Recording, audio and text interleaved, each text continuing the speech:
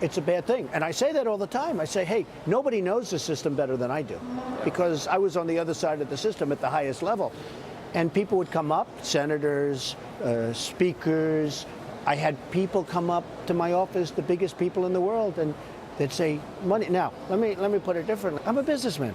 Republican, I'm a conservative, but I'm a businessman.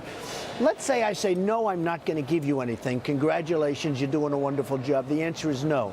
Now, 2 years later, I go up to see them in Washington and I need an approval for something. They're not going to give me the approval. And let me tell you something. That's a corrupt system. That's a bad system. When that happens, that's a bad system.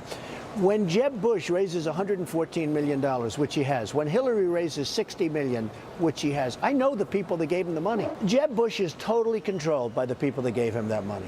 Well, you saw my income. My income's $400 million. You know, I mean, look, I don't want to use names because I don't want to embarrass anybody. Lindsey Graham hit me harder than anybody. He's got 0. Perry hit me harder than anybody. Those were the two. And Perry was at 4 or 5, and he went down to 2 and went down to nothing, and now I guess he's out of the campaign.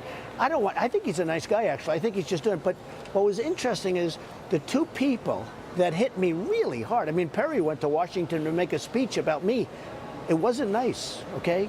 I mean, it wasn't a nice speech. And he went from 4 or 5 down to 2. Lindsey Graham was at 2, and he went to nothing. So I'm really very honored by that.